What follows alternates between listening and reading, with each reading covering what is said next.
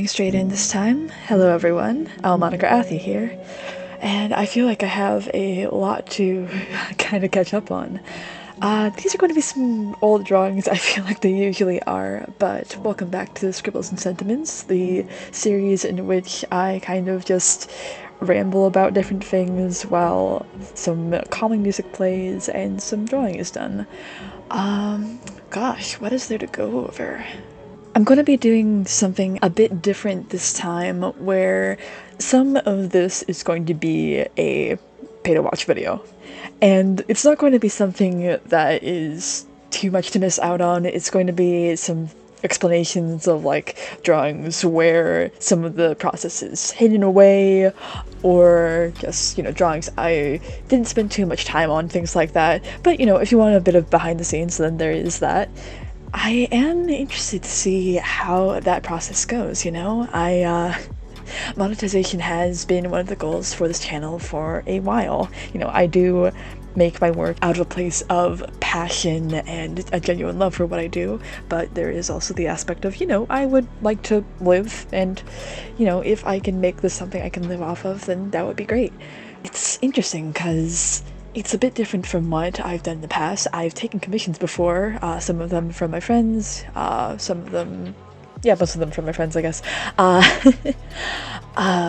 Point being that the process behind that is a bit different, where it's very much planned out for one person, whereas this is planned out for a general audience. And I kind of have to view the different aspects of that audience and what appeals to them, rather than what appeals to one person and just, going to them and asking for feedback directly. Sometimes it also occurs to me when I'm recording these that I cannot tell if/when the mic is peaking until after the recording finishes and I go back and listen to it, which is a bit unfortunate, admittedly, but it does fit the theme of this series where I'm trying to let go of perfectionism and just create and see what comes from it, But the original topic that I actually wanted to get into when I was sort of going to this recording is, like, resolutions for this year and what I want to do with this channel from now on. So, the monetization is part of that theme, but I also want to talk about, like, ideas I have. For years, I've had these stories in my mind, and I've also had this sort of insecurity that, like, they won't work, people won't like them, that they won't get enough attention for me to do something with them.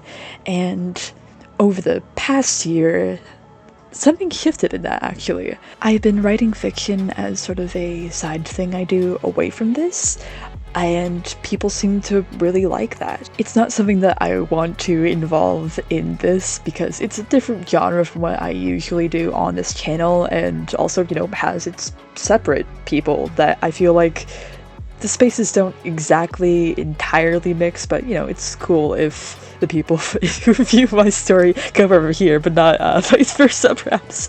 But also, over the past year, I did also create that short, narrative experience where I was creating this figure in the dark and having that figure sort of wax philosophy about the nature of life, the nature of narrative, and things like that. And, some people seem to like that as well and connect with the figure from that, who I do want to clarify was, a separate person from me, if that makes any sense.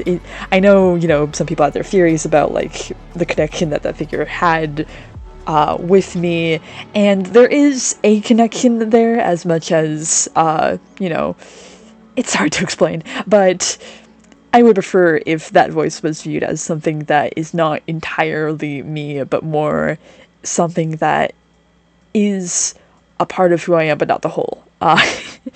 Again, it's hard to explain, but the point is that people really like that, and it made me realize, both of those things made me realize that if people like those stories, then they would probably like the stories that I've had for years. So my resolution for this year, along with, continuing to create and stuff like that, is to start working on making those stories something tangible and physical.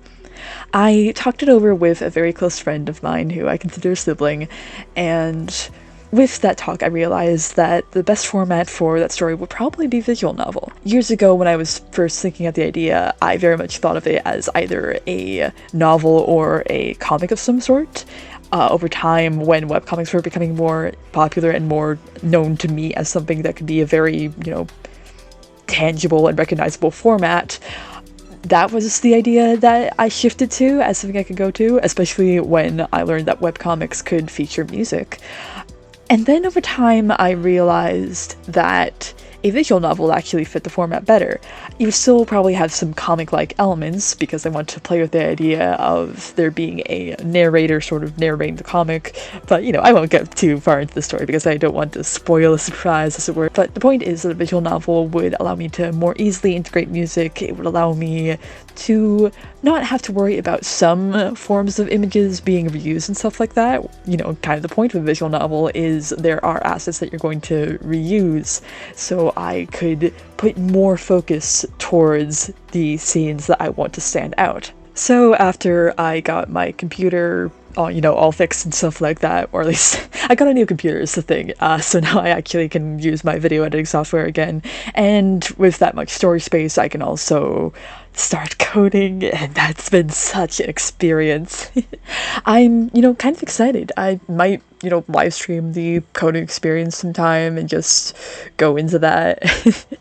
I'm not quite good at it yet, but, who is ever good at something that they're just starting out in? The other reason I wanted to do this again is I felt a bit, not burnt out exactly. I still have songs that I plan to do and make things for, but I felt like the quality was kind of decreasing in a way, and I wanted to do something to kind of put a pause on the musical side of things. That's kind of my strategy for burnout, actually, is I switched to another format so that the original format that I'm making work in can have some moments to sort of breathe and refresh and things like that. So, the songs that I put out in the next couple, I guess next week, is, going to be a few things that maybe I feel a bit, nervous about, but I think they're still worth posting, and it will also give me time to make more work that really hits you. I feel like when I came back, I had plans for a few songs that would absolutely just hit. Polarity was definitely one of them. Polarity was just a piece that, like some of the pieces I make, it was made while I was kind of spiraling, and I think, sometimes when I'm spiraling, unfortunately, that's where very, very genuine music comes from. There's something a bit ironic about it, honestly, like me letting go of perfectionism for a moment and making these very deranged ramblings about different things and allows me to go more into detail about the things that I, want to have more detail. I don't know how else to put that. Another thing that often occurs to me when I'm making these recordings is every time I get a few people who are just like, oh, I only hear your voice in singing, and so it's so weird to hear your voice when you're not singing and you're just talking. And I imagine that must also be a bit of a surreal experience when I make my voice sound like different things like this, or a bit like this, perhaps. Just like, there is also thought of, like, in a certain way, I'm talking to myself when it comes to this sort of thing. I'm talking to a theoretical audience. That was another thing that I actually discussed during the whole Message from the Dark series, was just like, you're talking to a theoretical. You're talking to potential responses that maybe you've planned out in your head, or that you're hoping to get, or that you've weaved certain ways so that you get. You make things that you know will be surprising. You make things that you know will be interesting in some ways. Or you make things that you know will appeal. You make things that you know will be calming. And so it's just all these different tones that you plan out and weave. It's so interesting to me. There's this balance I have in my work where I'm a very easily laughy person in social situations. Like, if you give me a don't laugh contest, I will lock in and just go completely stone-faced for a while. But if I'm not in that sort of contest or situation, it's just like, I easily laugh at what other people say. I think, like, I've been in enough situations where I can recognize that people really like having people react to what they do, and laughing is a very easy reaction to have. And it makes people know, okay, hey, you make me feel at peace here, you are an enjoyable presence in this situation. Psychology is such an interesting subject to get into. Psychology and sociology are two subjects that I really like thinking about in sort of just retrospective, introspective, and outrospective sort of ways. The other interesting thing about going through all this footage is cutting through things and making sure that, you know, it's all edited together in a way that it doesn't flash rapidly and stuff like that. And then, of course, in the process, because all of this is pretty old work, I get to kind of reflect and think about what I was thinking about when I was drawing what you're seeing right now. And just kind of think about the younger me who drew these things and the space that they were in. Just, it's so interesting. It feels like I'm talking to myself in some ways. Like at first there was this instinct of like, oh gosh, this is so old and not that great. And, you know, there is still some of that, but there's also just like now, there is a bunch of passion that went into it, and a lot of this is still work that I really enjoy. Like the piece here is of Drakia, and I put her in this really, really lovely outfit because I have a lot of passion for that character and what she means to me, because I really relate to her as a character, and so I still think that very much holds up. So that it's like the emotion of it still holds true. I think if you create something with emotion, it doesn't exactly get old in the same way that perhaps something that doesn't have so much emotion to it does. There is also, of course, the case of just nostalgia and how that can color things, which can be interesting to think about.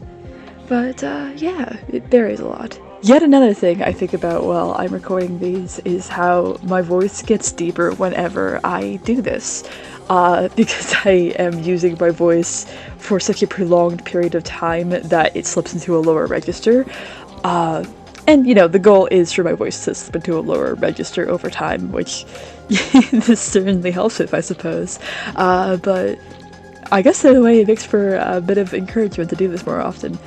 So it goes. I am aware, of course, that I am a very, feminine isn't exactly the word for it. Feminine is perhaps an accurate term that's so in place for it, but, well, pastels are something that people traditionally perceive as feminine, and some of the things that I like are traditionally perceived as feminine as well. They involve very cute things, they involve very joyful, whimsical things, to the point where there's this association not just with femininity, but like childlike wonder and stuff like that.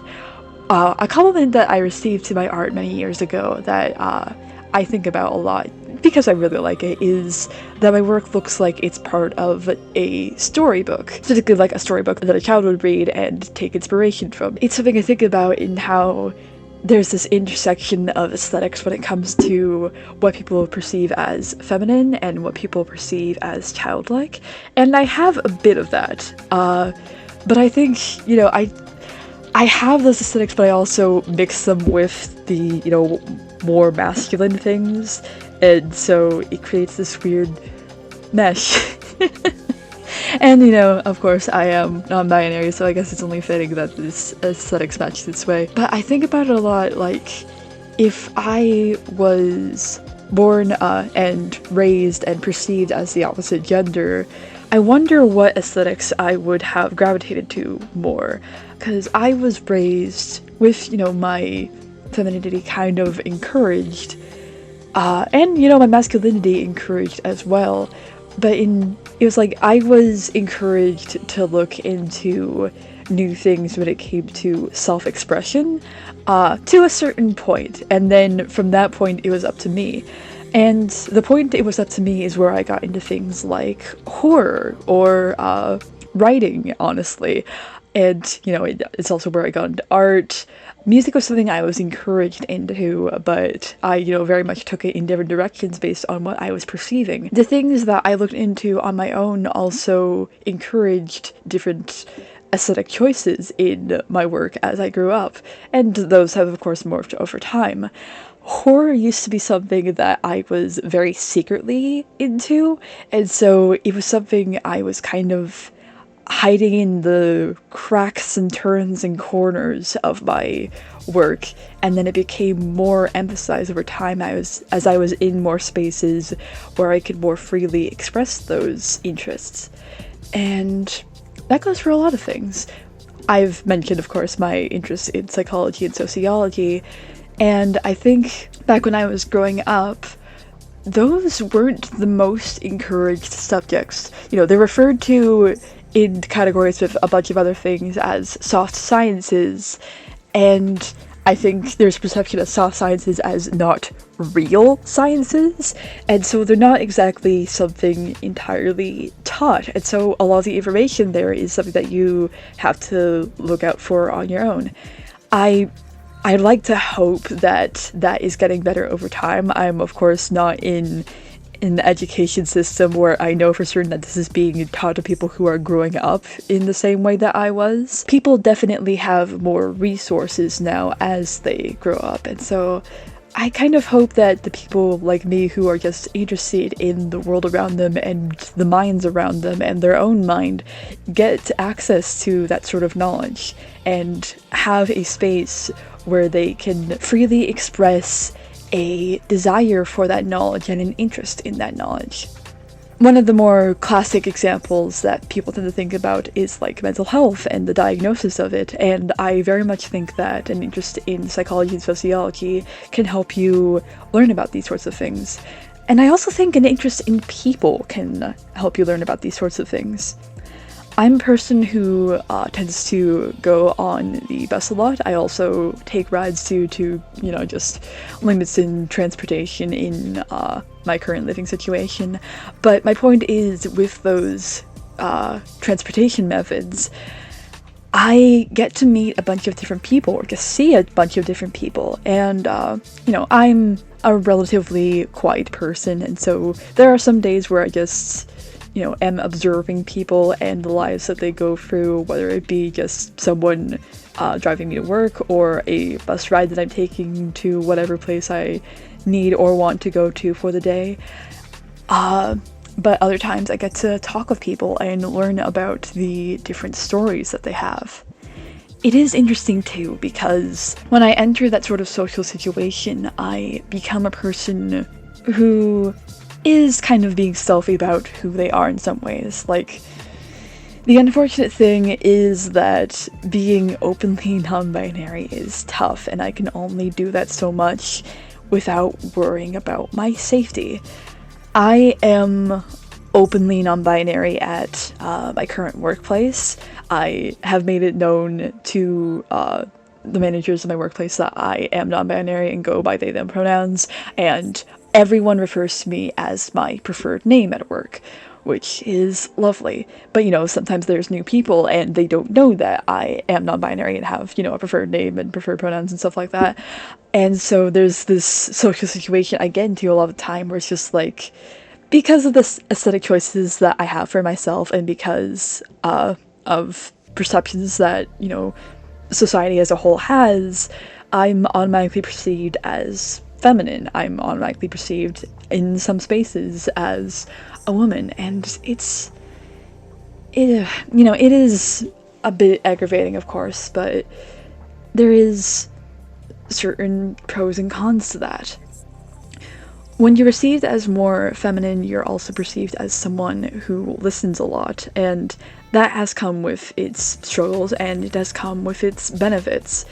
I think because people perceive me as someone who listens, they are more open with me in some ways. Women are more open with other women because they perceive them as someone who has gone through some of the same experiences as them. Those experiences, of course, being misogyny. To certain people, I do come across as visibly queer, and so in that regard, people are more comfortable being open with me. And so I think those things kind of combine into one thing online where I try to make myself very visibly queer.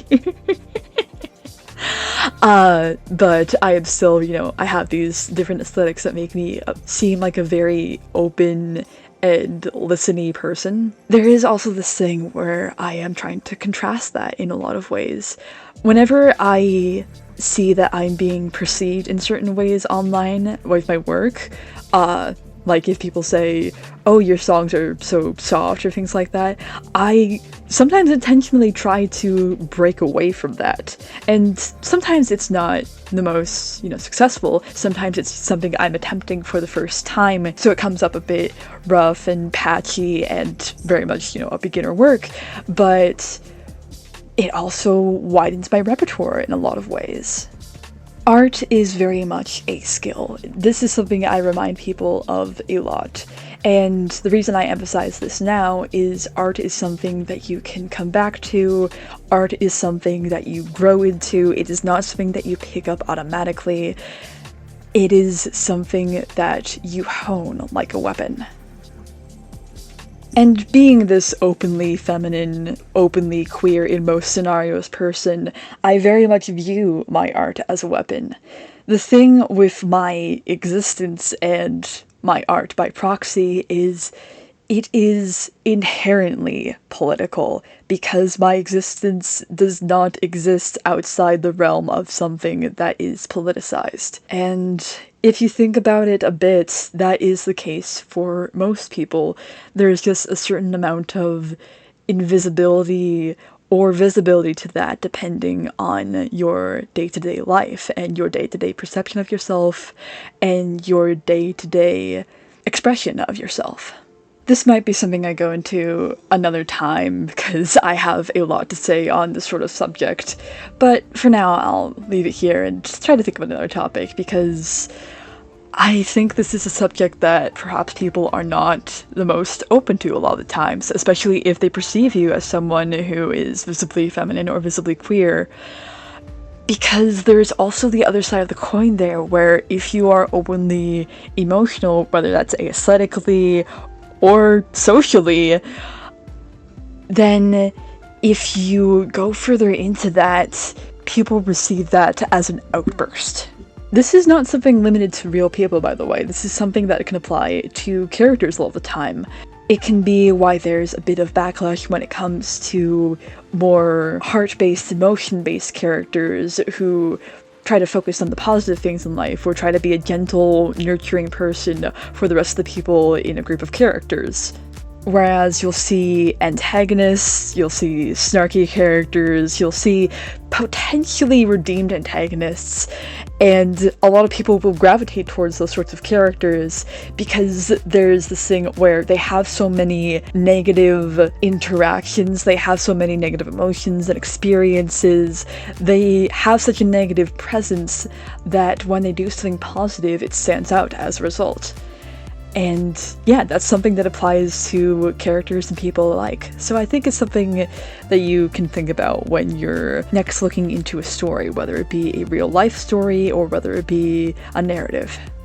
I'm very much a person who believes in the power of a narrative. The way that you usually hear about that is when it comes to political messaging. But something I've discussed before is that a narrative has the power to inspire people. Stories inspire people to create more stories. Music inspires people to create more music. Art inspires people to create more art, and so on and so forth. To go into other art forms that I'm not usually a part of, dancing inspires dancing. Filming inspires filming. I guess technically filming is my art form as well, if you want to get technical about it. I do edit most of my own videos. In the future, actually, there will be a few videos in which someone else has stepped in to edit. I don't know if I'm going to make that a regular thing as of yet. My monetary situation is a bit complicated, which, is another reason why I'm going into monetization, because it's kind of like a feedback loop in some regards. If I can get the situation where it's stable enough that I can look into that as a permanent solution, then that's great. It means I can focus on the work more, focus on the details more, and just as a whole create something that's just sustainable. But for now, it's at a point where I'm just, doing most of the work in my videos. Anyways, as I was saying, art forms. You can really tell these are videos where I ramble by the way that things go all over the place. That is just the state of my mind a lot of the time. Things are either very, very, very firmly focused on one specific point, or they're going all over the place like a ping pong ball. It's either one or the other. And you can kind of tell when I'm discussing something I'm very passionate about, because I will stay very firmly on that point for a while. Anyways, again, art forms. Other art forms that I'm not exactly in. Theater inspires theater. Acting inspires acting. That's another thing that I consider myself someone who dabbles in, but I don't exactly consider that my main art form. If you've been here a while, you might know that I have done a few things with my friends where we put on various characters while we're playing a game of some sort. The first example of this, which I'm very fond of, is the Pokemon Black and White Friendlocke that I did with the Nerds of a Feather channel, which I'll link, of course, because I have so many fond memories of that. You might also be familiar with the Darkest Dungeon Friendlocke, which I'll link the first episode of in the description. And really, whenever I bring it up, it's just an excuse to highlight my friends' work, because I heavily appreciate my friends. They are some of my strongest supporters and have helped me when it comes to the struggles that I've had in my work in different ways. So I'm always wanting to show my appreciation to them. Back when I was going over my relationship to my audience and how I thought that needed to change, I reached out to my friends to be like, hey, I'm struggling when it comes to this. How should I proceed? And they gave me advice, and I took that advice heavily in mind because they're very aware of my emotional struggles. It's great to have a group like that who you can go to be like, hey, I'm struggling. I highly recommend that people form a group like that for themselves. It's not something that you're going to have with me, because I am inherently a person who will keep some amount of distance when being here. I'm here to show my work. I'm here to create a narrative that inspires further narratives. But I'm not exactly here to be a friend. I feel like back when I was a much smaller creator, when I was below the hundreds, that was something I was a bit more open to, because I just wanted to show so much appreciation for my audience, and I still do. I am very grateful to the people who watch my work and support my work. You folks are absolutely wonderful, and it's great when I get to see people who are recurring, because I get to say, hey, welcome back, I've got something new for you this time, and I hope that you enjoy it. I don't want people to think that I'm not receptive to feedback, but there is a difference between the feedback that you give an artist and the feedback that you give a person. And it's interesting because I very much have emphasized in the past that, artists are people, of course, and artists can be hurt by things. But I think there's this thing that happens sometimes where subjectivity and objectivity, because of the internet, have been a bit mixed up. I think this is something that has been mixed up for a while, actually, even before the internet. It is something that's been mixed up by news and media in general. It's perhaps something that has been most profoundly taken advantage of in political spheres. When you make something subjective into something objective, it becomes a stance. It becomes a thing of morality. And then when people stray outside of this morality, when actions stray outside of this morality, it becomes objectively bad rather than subjectively bad. And that can cause some damages.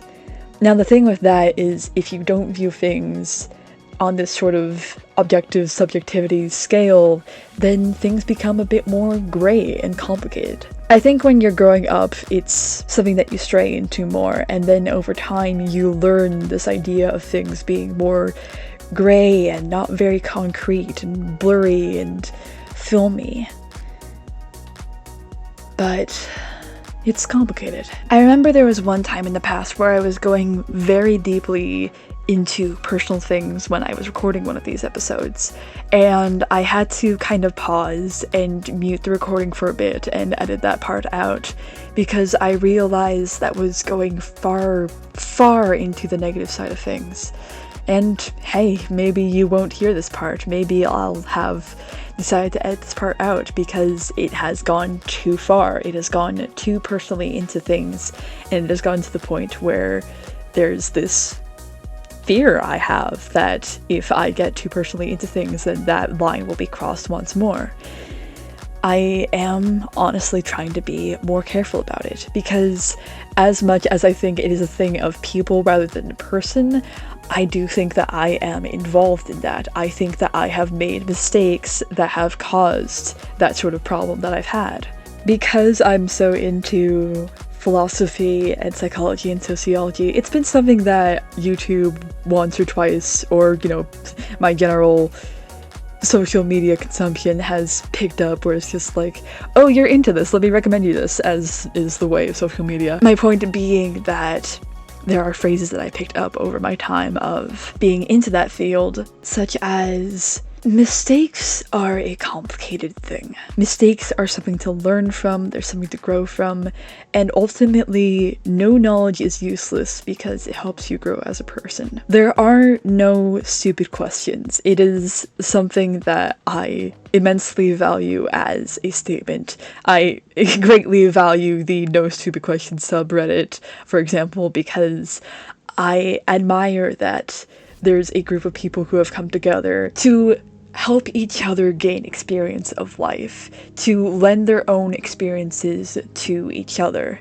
And that is, to a certain extent, what I am doing. I've gone through many, many different experiences, and I imagine, of course, that I'm not the only one. And so I want to lend shards of these experiences to people in the form of music and art and writing and the different things that I can weave with those. And if you find solace in that, then I'm happy for you. But it is not the totality of who I am. It is something where the weaving of it takes time, it takes effort, and that effort comes with its own trials and tribulations. The experiences behind the weaving of things isn't perhaps something that will be shared with the final product. There's a difference between the product and the process. I think if I impart that message with what I do, then it will be all the more valuable, but it's not something I'm going to impart all the time. You are not always going to know how hard what I do is, or how easy what I do is, for that matter. After all this rambling, if there's anything I want to impart from this, it's that, isn't it kind of incredible in this vastly complicated, vastly intricate way?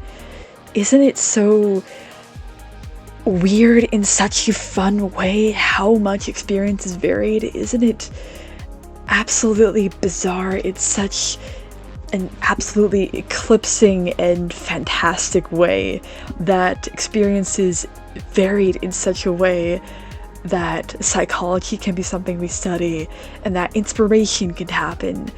Whatever frustrations come with it, whatever pain comes with it, whatever changes may happen, isn't it crazy?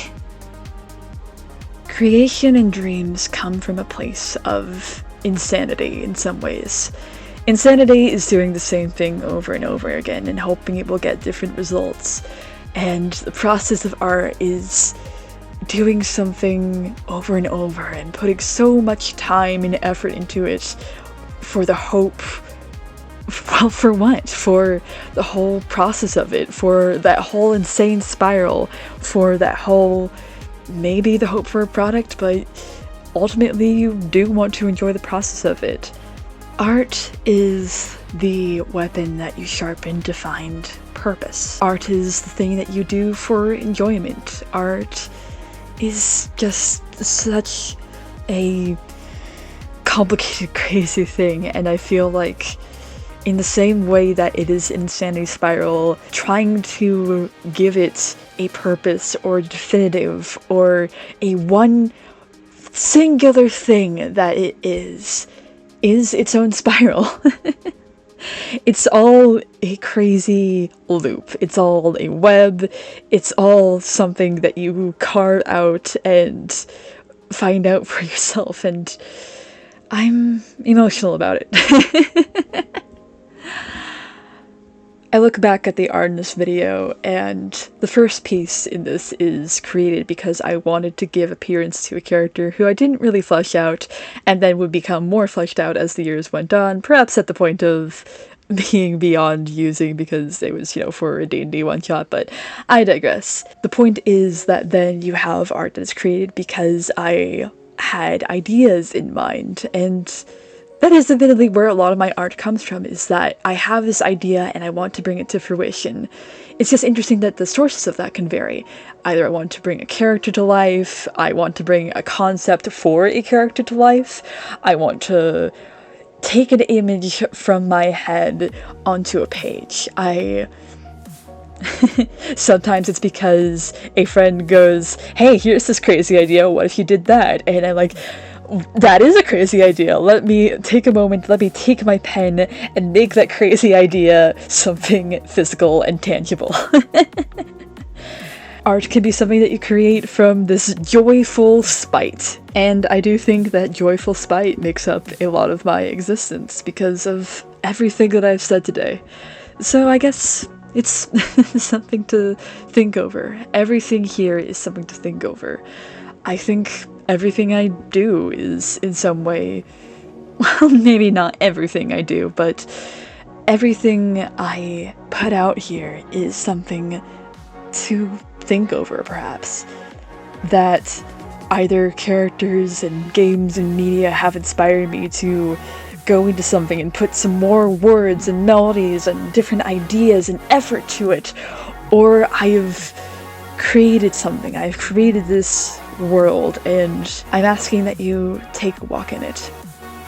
As always, at the end of this video, I tend to put the art here, and I'm hoping that by the time that I clip this audio and edit it together to fit the timeline, that it is something that actually fits the video at this point. But I'll leave that to editor Alfie and hope that it doesn't stress them out too much in the meantime. Regardless, thank you so much for watching. I hope to continue to make things that spark things for you. And until I do that, see you next time. That child a bit some of the things that I like are it's hard to describe in some ways. Women are more open with more women are by the way that things go, and focus more on and hope that it doesn't stress them. Gosh. Psychology.